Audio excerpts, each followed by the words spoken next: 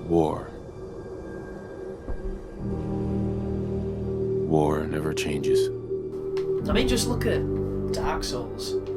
Dark Souls is a game to some people that is a one incredibly painful playthrough, and then they're done, they never touch it again, and they're happy to have it out of their life. How long did it take them to do it? Anywhere between 30 to 60 hours maybe, depending on the struggle and how much of the internet they used.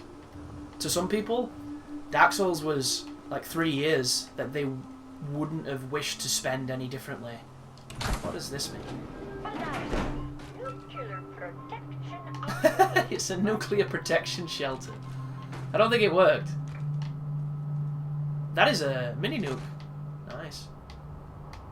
Like me, I've put like maybe 1,500 hours, maybe 2,000 hours into Dark Souls. I've beat it probably more times than any other game I've ever played. It's ridiculous the amount of enjoyment I got from that game, and I got that game for like 30 quid. I would have paid 100 quid for that game if we were to look at it for value, because of how much I played it and how much it paid back to me. Like, that is a game that, especially on my channel, because it performed really well, it paid for itself infinitely. And it's not even about the money at all, for me personally. As much as I would love to be a lot more lucrative with what I do on here. But I'm just not, you know? It's one of those things.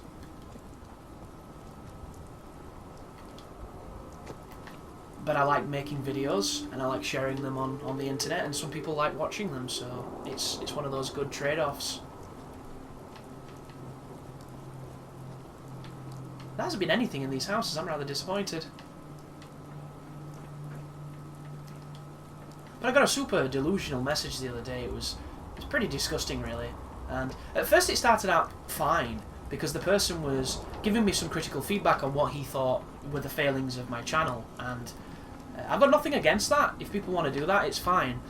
But when a person goes then to start mentioning numbers and start mentioning performance ratings, and they don't have the information I have because nobody has the information I have, I just think it's kind of silly. And then when that person goes on to be completely inaccurate with those numbers, I only wonder what was the motivation behind this lecture that it's turned into, this chastisement, because I think, like, are they trying to help, or are they trying to like make me feel bad or degrade me in some way? Because I don't. Yeah, I saw it. That car's probably gonna go up. How do we do mines in this game? I can't remember. Do you run up to them and press them quickly, or do you crouch up to them? I think you have to run, you know.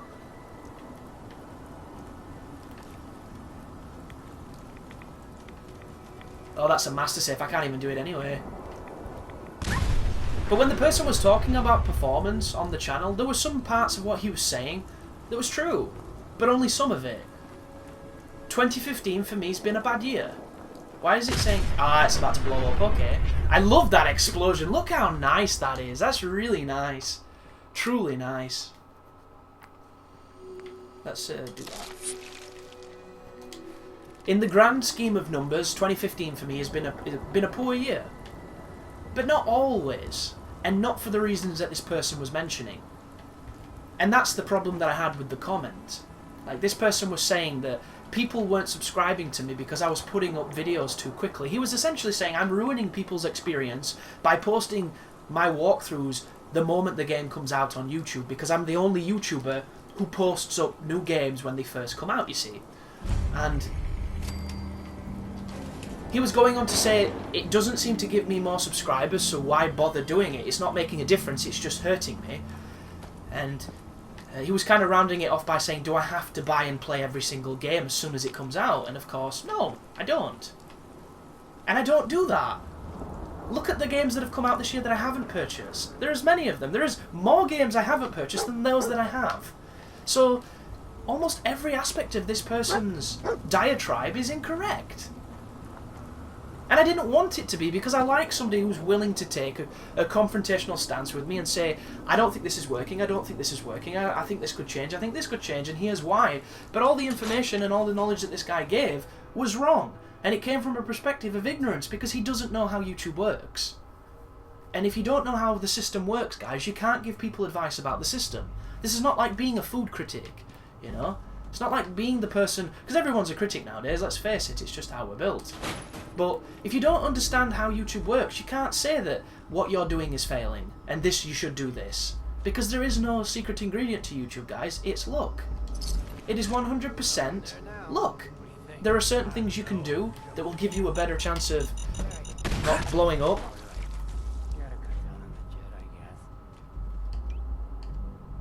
But at the end of the day, it is luck. PewDiePie is where he is because something resonated and it spread like wildfire. You can get just as many people who love that guy as hate him and don't know why he's popular. What does that mean? It means nothing. It means YouTube is literally the right place at the right time. A lot of people's success, they can attribute it to a single instance in time where it just all came together. And not everybody gets that. Not everybody will get that. Not everybody should get that. It isn't about the value you put in. It is literally about fluke. And that's just the way it is. That's the way life is. You can't expect it to be anything different.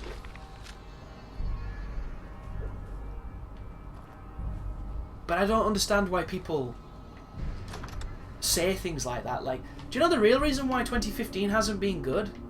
For me personally on YouTube? Because none of the things that I've covered have been hard enough to warrant people needing things. And it all goes back to one thing. 2014 was amazing for me because of one game. Is that a dude? That is a dude. And that one game is The Evil Within. And you might be thinking, well, The Evil Within wasn't that hard. That doesn't make sense. How is that any different to Brutal Mode from Uncharted 2 or Halo 5 or what have you? Well, do you know when people were struggling with Evil Within or when they started playing Akumu difficulty? Do you know the first thing they did? They went on YouTube and they searched for a walkthrough. And do you know who showed up on that front page? Me. You can search any of the stuff I've covered in this year, 2015, and you'll not see me on the front page of the search. You'll not see me on the first 5 pages. You'll be lucky to see me in the first 10 pages, and it comes all down to that. My numbers this year have been weak because nobody can find what I do. It isn't about if I'm doing it right, if I'm doing it wrong, if you like it, if you don't like it, completely irrelevant. It is all due to how the search engine works. I do not get views because I cannot get found, because it's way too convoluted, the system, and there is way too much competition. Quality does not rise to the surface. It's just the rich get richer because whoever's already popular propagates future popularity and they will constantly be in the search. So whenever you look for any kind of playthrough, any kind of walkthrough, the first results will always be the same people. It will be the people who make YouTube the most money. It will be your Rad Brads. It'll be your Markipliers. It'll be your PewDiePies. It'll be people like that who have these massive fan bases that they've built up over time, who get all the likes, who get all the views, and they will be always prioritized over somebody who has the best walkthrough on the site. And I'm not talking about mine. We could be talking about a guy who has the best quality of everything, and he can't be found. And that's just how it works, and it can be incredibly disheartening for somebody who wants to grow, because people think growth is all about money, and it isn't. Growth is about you feeling like you get what you deserve when it comes to people watching what you do. There are tons of people who have put so much effort into doing the most ridiculous things on video games, and nobody can find it, and nobody can see it, and nobody watched it. And there's nothing worse than having this amazing thing to share and nobody seeing it. And there are these rare moments where people get to see them, and it's awesome. Like, look at, is it Joe Phoenix, I think he's called? I found this guy when he was doing a fight against double pursuers, and he entitled it like Matrix and all these other things. And essentially, he was fighting the double pursuer fight on New Game Plus Ridiculous, barefisted. And he was just beating them up, and he was taunting, and he was doing all this kind of like showboating, flamboyant stuff, and it was this pretty interesting video. I'm like, wow, that's kind of crazy. I wonder if I could do that. And I went in, and I did my own version of that video. And then I didn't really hear from this dude ever again, because I never saw his stuff. And then I was on like an article, I forget what channel it was, and he'd been the first person to beat all the bosses in the game at the lowest level, at Soul Level 4. He'd gone through the Chalice Dungeons, and he beat the Queen at Soul Level 4. And somebody on like Kotaku or something like that had picked up on this and seen it, and they interviewed him, and they were like, you know, dude, what was it like? And they asked him questions and what have you, and he got this little moment in the sun of this dude who does really impressive things or really fun things, depending on what you like to watch, and he got this moment of actually being found. And I don't know how well it did for his channel. I hope it did well for him. I don't know the guy. I'm on no means a friend or even remotely friendly with this person, because I just don't know him. But it's interesting to see that moment happen. But it doesn't always happen. And additionally, another instance where this happened. Anybody know the guy called the Urban Orb? One of the most impressive Dark Souls players. Not necessarily for skill reasons, but for sheer fortitude, because he doesn't quit, and he loves the series, and he wants to beat it at its most brutal. And that's exactly what he did. And he's been doing it for a very long time. He's been doing it before Dark Souls was cool, before any of the Souls games were popular or, you know, part of the culture and super important and niche and all that other shit you want to say. I don't know what's kicking off here, but it is. Is that a... That is a human. And somebody saw this dude, saw what he'd done, and he ended up getting featured on a website. And it's this moment of, that's awesome. This is a guy who has put in so much time and so much love into this series, and he's finally getting the the recompense he deserves. But for every instance you get that, guys, you get these moments where the Rad Brad spends an entire 10-minute video talking about fucking likes, doesn't move forward, and when he does, gets killed by the first enemy, and his gets a bazillion views, and he's a #1 on the search engine, and he's the walkthrough that YouTube recommends, when the only thing he's walking you through is how to milk his own channel. And that's what the system works like, and that's how it is, and it's always been that way. This is nothing new. It is a competitive, it is a petty, it is a backstabbing, two-faced system. And if you're willing to partake in it, you can have some relatively good success. Look at controversial channels, channels that do drama, channels that stir the pot. Look at all these hate channels against DSP. People who can't even understand the very foundations of editing, doing piss-poor montages that aren't even montages because they've left in so much uninteresting stuff, yet they get tons of views because people hate DSP and they love to watch him fail. And some of those montages, don't get me wrong, are very good. They've got subtlety to them, they've got some interesting angles. This is an enemy that I probably shouldn't be fighting, so I'm going to save. Some of them are great, some of them are horrendous, and I should know, I've watched all of them. I love them, I really do. I just don't like the bad ones. But these get massive, tons and tons of views, and when you go to the channel, they've got no subscribers. No subscribers whatsoever. They just don't exist. But they've got loads of views because of this reactionary bullshit to these super hype, this is a car and it will blow up. Yep. And I've been crippled.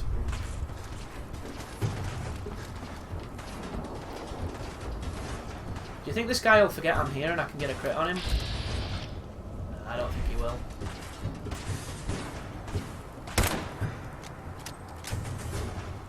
Them dice rolls. But bringing this back to what I was originally saying, because I went off on a bit of a YouTube rant, and I don't really mean to, guys, because I don't want to bore you with that stuff unless you're interested in it, or unless I've got something mildly entertaining to say, because the only people who care about YouTube stuff are people who do YouTube. And even then, it can get tiresome, and I understand that. I got a great piece of feedback from a subscriber who was mentioning that he thinks if I did a rebranding, it'd be better because the Seraphim 17 is not perhaps the most ubiquitous term that everybody's aware of, and not something that stays in the mind. And he's completely true with what he says. And I replied to this guy because he gave legitimate feedback of what he thinks would work. And I agreed with some of it, and I disagreed with some of it. The part I agreed with is there are catchier, there are easier ways, there are more culture-friendly brands than mine. Because that's what this is, this is what I'm building. Effectively, it's a brand. There are better ways to do it, there are more easily... Because the reason marketing exists is because every single part of branding and corporate identity can be analysed and psychoanalyzed and psychologically appraised to have things that will affect a broad audience. That's why that entire thing exists. And I have an understanding of this because I did I went to college for design, and a lot of that was freelance designing, where they were teaching us how this works and what you do and so on and so forth. So I learnt a decent amount about colour theory and things that are current and what designers are doing when I was at college, which is a few years back now, admittedly. Is this guy strong too? No, this guy's not as strong. And I learnt about all that kind of stuff. My channel was never meant to be about me, so I didn't approach it from a brand perspective. I need to move here. From a brand perspective, I just didn't. And I used Seraphim17 because it was my gamer tag. I used the Seraphim17 for YouTube because some motherfucker already had my name. But the name itself is just something that I was going to say at the beginning of every video to get it in your head, and it was just going to be the name of things. That's all it was. It's got a very humble and innocent beginning. And the trick to a real brand is you can overanalyze it forever, and sometimes it will work. Sometimes certain demographics respond better to certain things. This is true. However, a brand is essentially just a cipher. It is just a meaningless vestigial item until it gets recognition. Look at some of the most popular things. All they were words on paper and a weird symbol until everybody saw it and everybody started to say, this is cool, this is what we want, this is high quality, this is what the culture went towards. Look at Nike, or Nike if you pronounce it. The word Nike, what the fuck does it mean? Nobody knows. It's stupid. It's a horrible word. It achieves absolutely... Is he on fire? What is this? He's still killing me. This is great. Look at him. I've never seen that before. And all it has as a logo, incredibly simple, is a tick. Just a tick. And then from there they use slogans, and slogans are the way they modernise what they've done.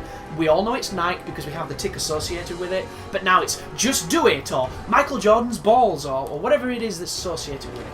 But before everybody saw this and before everybody knew it, it was just a word nobody knew or understood and a symbol nobody cared for. That's all it is, guys. Once something becomes ubiquitous, it becomes a family brand. Everybody knows what it is. That's when it becomes quality. That's when it becomes good. Doesn't matter what it is. It could be clammy white blablip. It could be that, and it'd work.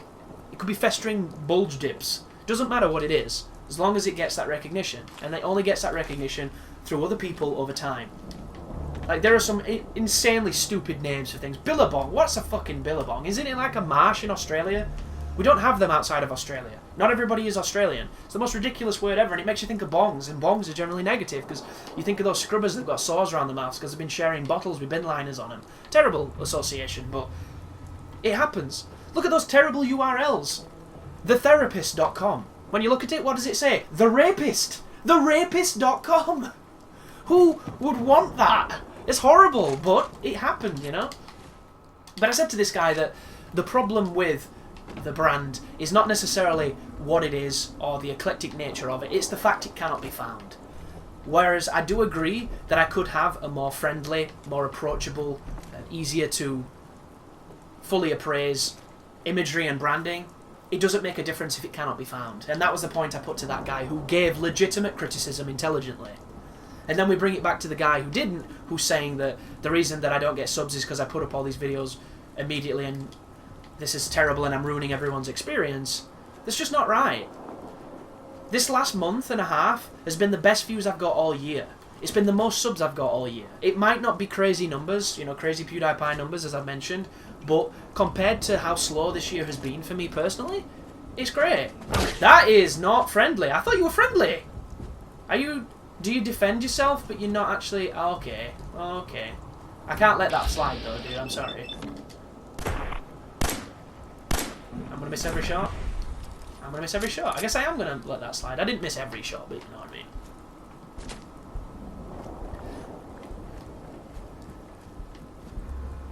But that's the honesty behind it, you know? My channel this year has not performed as well as last year, and it's a shame. I moved towards playthroughs, which are a more palpable format on YouTube that a lot of people really like. And it's resonated with some people, but it hasn't resonated with others. And you could make the argument that if I'd stuck to walkthroughs, maybe the results would have been a little different. But it's so easy to say that in retrospect, and it's so easy to say that without any of the risk. I did that because I wanted to change. I wanted to keep pushing different angles, and that's what I've done. For better or for worse, and I don't regret it. I'm doing a playthrough now and I'm having a ton of fun. Even if I am kind of in autopilot here, looting and shooting while I talk on this tangent. A lot of it could be down to who I am and the way I present myself. I have no doubt it could be me that's both helping the channel and hindering the channel. Like, this guy even mentioned getting better quality. Like, fuck you, dude. I have the best quality capture card that money can buy that's external. I have a really good mic. The only part of my quality that is even remotely lacking at this moment is resolution, which doesn't mean a fucking thing when it's compressed on YouTube, and ambient noise, which can only be heard in very select situations, and I mask it and I reduce it to the best of my ability using technology. Like, the only way you're going to hear it is on the playthroughs like this, when you're wearing a really good headset. For everything else, it just becomes ambient noise. And even then, is it horrendous? No. Is it annoying? Definitely. But that is literally the only thing. And the only way to improve that is to move out and get an office setup, which takes way more money than anything else. So, it's completely unrealistic at this moment in time for that to even be a thing. Just ridiculous. Like, this entire fucking question, that it wasn't even a question, it was just essentially, here is a big pile of ignorance, which I'm answering now.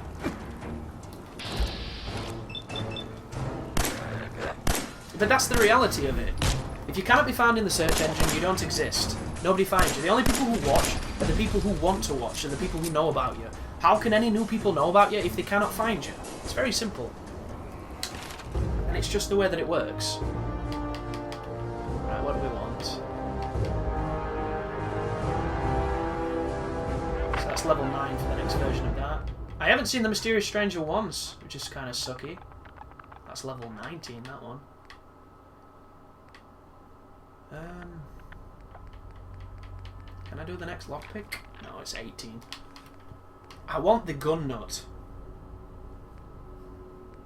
That.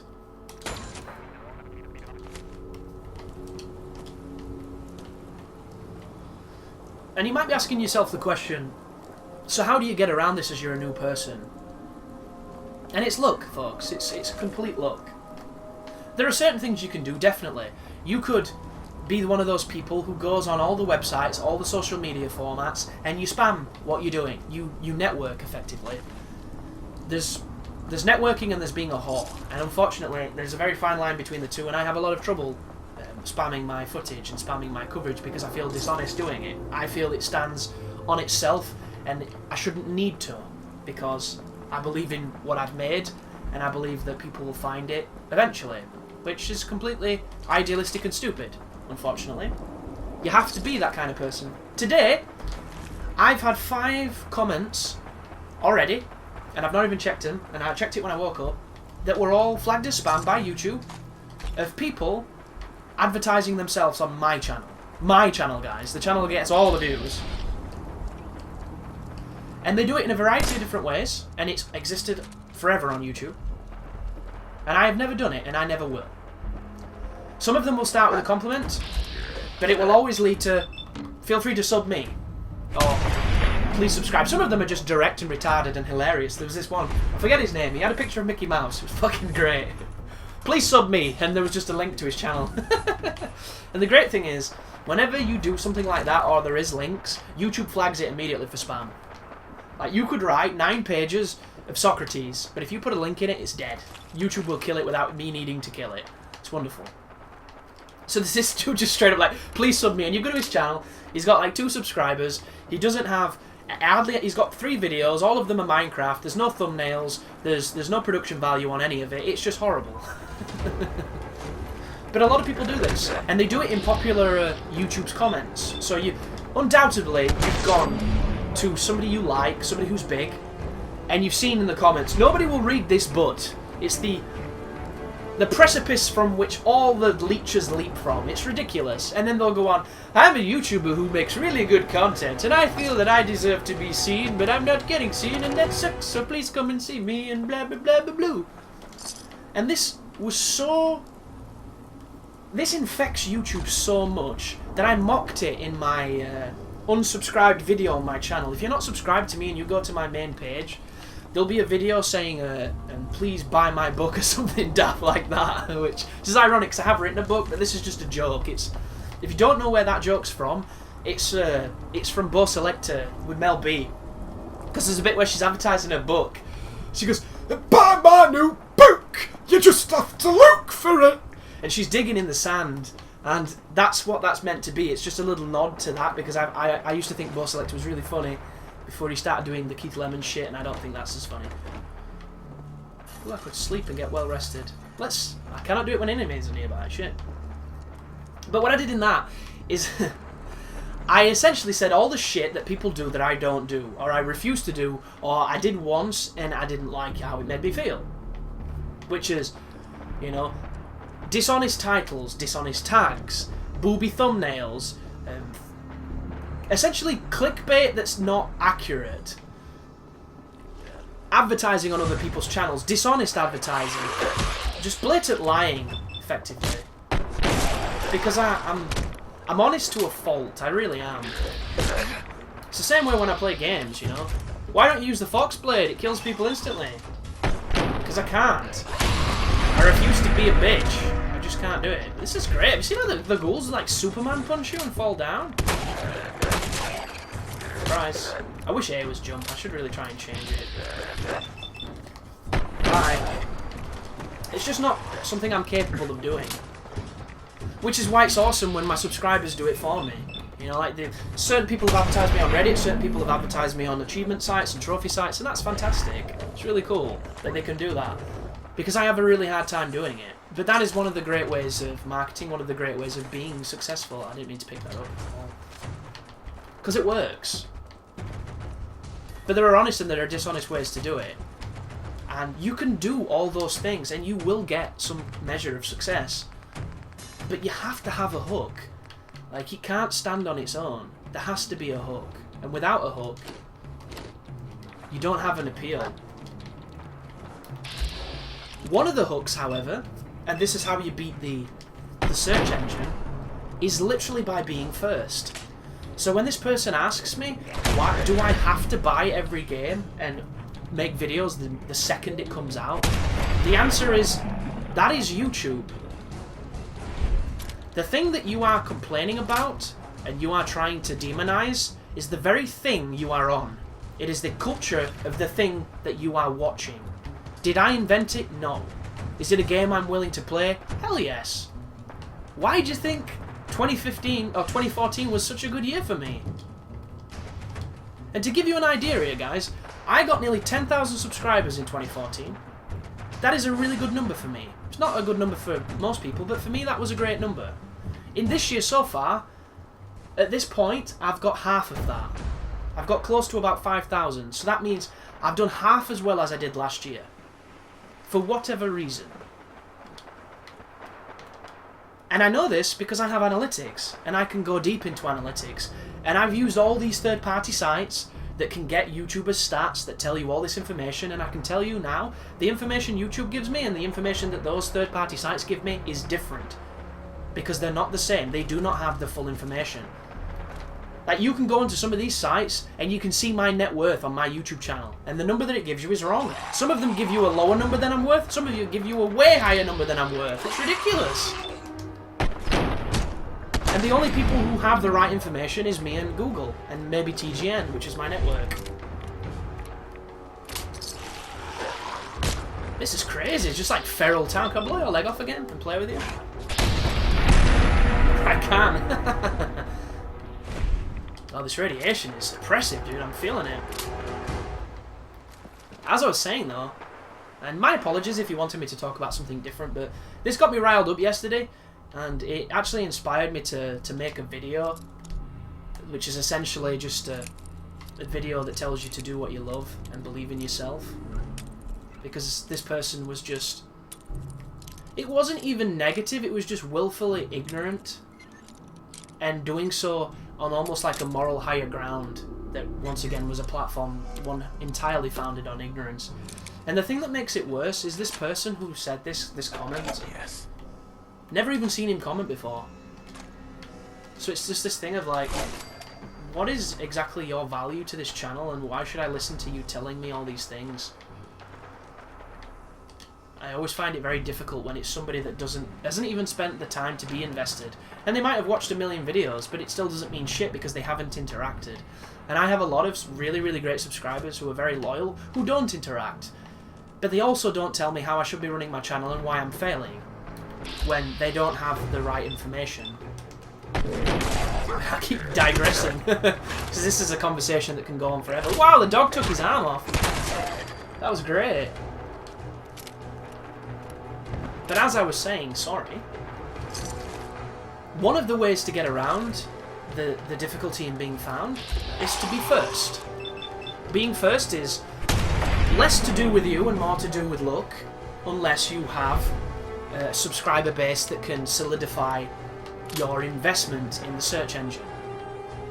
If your videos immediately get 2,000 likes or 5,000 likes or 10,000 likes when you put them up, you will be guaranteed to be featured highly in the search. And you will be okay, because it doesn't matter when you put your video up, your video will show. And it will be prioritised over the videos that don't. Fucking move, dog! My god! What a terrible mechanic. Why does it stand in the way? Oh, well, that was weird. Interesting gamma rounds. And a different kind of pistol. That's an auto pistol. So what you'll see is you'll see a lot of people getting games early. Maybe review copies, maybe not so much. Maybe they've pirated it. Because one thing that people forget is...